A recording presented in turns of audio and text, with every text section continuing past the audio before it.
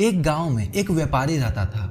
वो बहुत ही अमीर था। वो अपने सारे पैसे घर में ही रखता था, क्योंकि पहले के टाइम में बैंक्स तो होती नहीं थी, इसलिए वो अपने सारे पैसे घर में ही रखता था। तो एक दिन क्या हुआ कि उसके घर में चोरी हो जाती है। उसने जितने पैसे घर में रखे थे सारे के सारे चोरी हो जाती है। अब उसके पास इतने भी पैसे नहीं बचे थे ताकि वह दिन का खाना भी जुटा सके। व्यापारी अब बहुत ही उदास उदास रहने लगा था। तो उसकी जो पत्नी थी उसने कहा, तुम राजा के पास जाओ, राजा तुम्हारी मदद जरूर करेंगे। तो वह व्यापारी राजा के पास गया। व्यापारी गाना भी बहुत अच्छा गाता था। तो राजा के पास जाकर व्यापारी ने राजा को बहुत अच्छे अच्छे गाने, बहुत अच्छे अच्छे भजन सुनाया, जिससे राजा प्रसन्न हो गया और व्यापारी को बोला कि मांगो, क्या मांगना चाहते हो। तो व्यापारी ने कहा, मुझे 1 लाख सोने के सिक्के चाहिए। तो राजा बोलता है, सिर्फ गाना सुनाने के तुम्हें 1 लाख सोने के सिक्के चाहिए? इतना नहीं मिलेगा। तो व्यापारी ने कहा, महाराज आप इतने बड़े राजा हो, क्या आपके पास शतरंज होगा? राजा बोला, हाँ बिल्कुल होगा। राजा ने अपने मंत्री से बोलकर चेस मंगवाया। फिर व्यापारी बोला, आप मुझे 1 सोने के सिक्के दीजिए। राजा हंसने लगा, सिर्फ 1? व्यापारी बोला, महाराज पहले दिन आप मुझे 1 सोने के सिक्के दीजिए, फिर दूसरे दिन मैं आऊँगा तो 2 सोने के सिक्के दीजिएगा, फिर तीसरे दिन 4। ऐसे ही करके इस शतरंज में जितने खाने हैं इतने दिन तक आप मुझे सिक्के डबल करके दे दीजिएगा। शतरंज में 64 खाने होते हैं। राजा बोला, ठीक है, 64 दिनों में कितना ले जाएगा? फिर राजा अपने महामंत्री से बोलता है, महामंत्री इस व्यापारी को आज 1 सोने के सिक्के दे दो, फिर कल यह आए तो इसे 2 सोने के सिक्के देना। ऐसे ही करके तुम रोज बिना मुझसे पूछे सिक्के डबल करके इसे देते रहना। मंत्री बोला, जैसी आपकी आज्ञा। फिर मंत्री उसे 1 सिक्का दे देता है और फिर दूसरे दिन जब व्यापारी दरबार में आता है तो उसे 2 सोने के सिक्के देता है, फिर तीसरे दिन 4 सिक्के देता है। पर 23वें दिन कुछ ऐसा होता है कि राजा भी घबरा जाता है। महामंत्री भागा भागा राजा के पास आता है, पसीना टपक रहा है, घबराया हुआ है महामंत्री, और उससे बोला नहीं जा रहा। अब राजा बोलता है, हुआ क्या है महामंत्री, मेरे सामने ऐसे क्यों आए हो? किसी ने हमला बोल दिया क्या हमारे ऊपर? क्या हुआ क्या है, मुझे बताओ। महामंत्री बोलता है, महाराज हमारा पूरा महाकोष खाली हो गया है, हमारे पास अब कुछ नहीं बचा, सब लूट गया, सब चला गया। राजा बोलता है, पागल हो गए हो? किसने चुराया? किसने हमारी सारी संपत्ति ले ली? हमारा सारा सोना कहाँ गया? वो महामंत्री बोलता है, महाराज आपको याद है वो व्यापारी जो 23 दिन पहले हमारे दरबार में आया था? उसने हमारे साथ साजिश करी है, हमारे सारे सिक्के वह लेकर जा चुका है। आज ही मैंने उसे 41,94,304 सिक्के दिए हैं। राजा कहता है, पागल हो गए हो? तुमने किससे पूछकर उसे 41,94,304 सिक्के दिए? इतने थोड़ी देने थे उसे।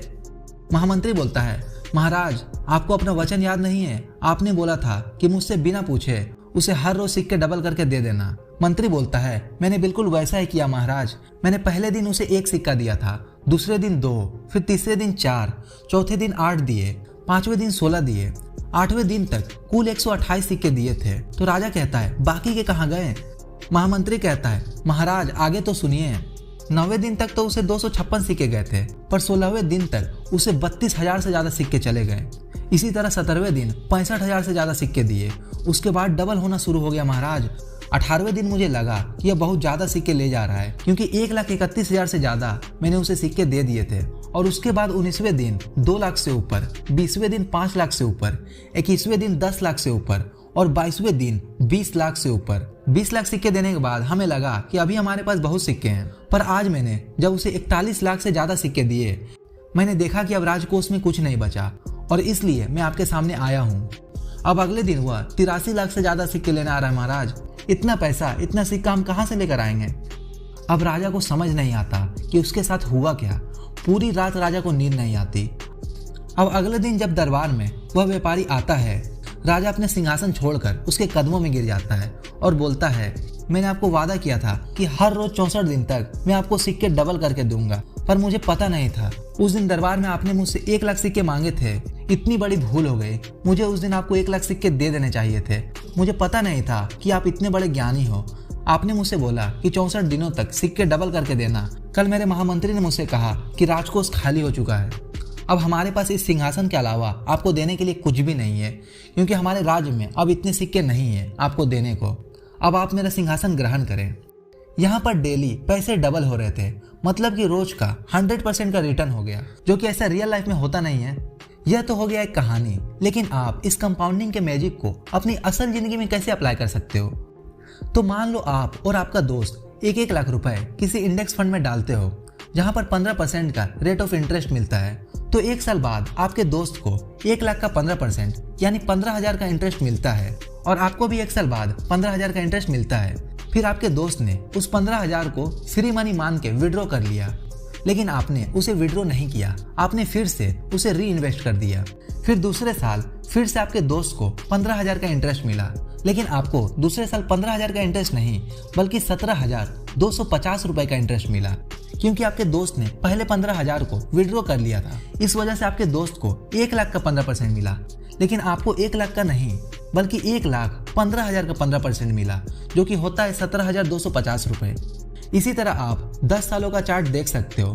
10 साल बाद आपके दोस्त का जो इन्वेस्टमेंट है वह 1 ही लाख रह गया और आज भी आपके दोस्त को 15,000 का इंटरेस्ट मिल रहा है। लेकिन 10 साल बाद आपका जो टोटल इन्वेस्टमेंट हुआ वह हो गया 4,04,556 रुपए का, और आपको 10 साल बाद जो इंटरेस्ट मिलेगा वह होगा 52,768 रुपए का। इसे कहते हैं कंपाउंडिंग का मैजिक। कंपाउंड इंटरेस्ट में आपको इंटरेस्ट पर इंटरेस्ट मिलता है।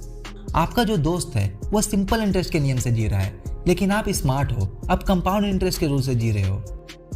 अब यहाँ पर बहुत से लोगों के मन में यह सवाल आता होगा, यह कंपाउंडिंग शेयर मार्केट में कैसे काम करता है? शेयर मार्केट में तो हम शेयर कम प्राइस में खरीदते हैं और जब शेयर का प्राइस बढ़ता है तो हम उसे सेल कर देते हैं, तो इसमें कंपाउंडिंग कहाँ है? तो आप इसे एक एग्जाम्पल से समझो। बहुत समय पहले एक एप्पल की कीमत 50 रुपये रही होगी और जैसे जैसे टाइम के साथ इन्फ्लेशन यानी महंगाई बढ़ी तो उसका प्राइस भी बढ़ा ही होगा। 50 पैसे से इसका प्राइस 75 पैसे हुआ होगा, फिर 1 रुपये, फिर 5 रुपये, फिर आज इसकी एवरेज प्राइस है 10 रुपये।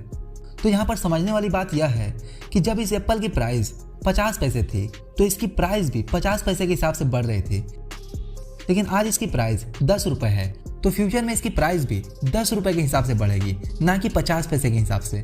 अगर 5-10 सालों में इसकी प्राइस बढ़ेगी तो 15 से 20 रुपये हो जाएगी, ना कि 10 रुपये 75 पैसे। मैं उम्मीद करता हूँ कि इससे आपको कंपाउंडिंग की थोड़ा बहुत क्लियरिटी हुई होगी। अब मैं आपको स्टॉक मार्केट में समझाता हूँ कि कंपाउंडिंग कैसे काम करता है। आप इस कंपनी के प्राइस चार्ट को देखो। 2003 में इस कंपनी का शेयर प्राइस था 3 रुपया और आज करंट में इसकी एक शेयर की वैल्यू है 2300 रुपये के आसपास। अब आप बोल रहे होगे यहाँ पर प्राइस ही तो बढ़ी है, यहाँ पर कंपाउंडिंग कहाँ है? तो सुनो, जब 2003 में इसकी शेयर प्राइस 3 रुपये थी तो इसका प्राइस भी 3 रुपये के हिसाब से बढ़ रही थी। जैसे 3 रुपये 50 पैसे, 4 रुपये 60 पैसे, 6 रुपये 11 पैसे, जो कि 3 रुपये के हिसाब से बहुत अच्छी ग्रोथ है। पर आज इसकी शेयर प्राइस 2300 रुपये है, तो आने वाले समय में जब इसका शेयर प्राइस बढ़ेगा तो 2300 रुपये के हिसाब से बढ़ेगा, ना कि 3 रुपये के हिसाब से। लेकिन फ्यूचर में इसकी शेयर प्राइस क्या होगी कोई नहीं बता सकता। इसका शेयर प्राइस उसके बिजनेस पर डिपेंड करता है। स्टॉक मार्केट में कितना % का रिटर्न मिलेगा यह फिक्स नहीं रहता। शेयर प्राइस कभी कम कभी ज़्यादा होते रहता है, लेकिन आप लॉन्ग टर्म को देखकर पता लगा सकते हो कि कितने सालों में आपका पैसा डबल हुआ है, मतलब आपको कितना % का रिटर्न मिला है आप पता लगा सकते हो। अगर आपको अपनी ज़िंदगी में कंपाउंडिंग का मैजिक देखना है तो जब शेयर का प्राइस कम हो, जब वो अपने इंटरेस्टिंग वैल्यू से कम में मिल रहा हो, तब आप उसे खरीदो और लॉन्ग टर्म के लिए होल्ड करके रखो, तब आपको कंपाउंडिंग का जादू दिखेगा। अगर आपको नहीं पता कि शेयर अपने इंटरेस्टिंग वैल्यू से ज़्यादा मिल रहा है या कम में, तो आप राइट वाले वीडियो पर क्लिक करो, और वॉरेन बफेट के सीक्रेट जानना है तो लेफ्ट वाली वीडियो पर क्लिक करो।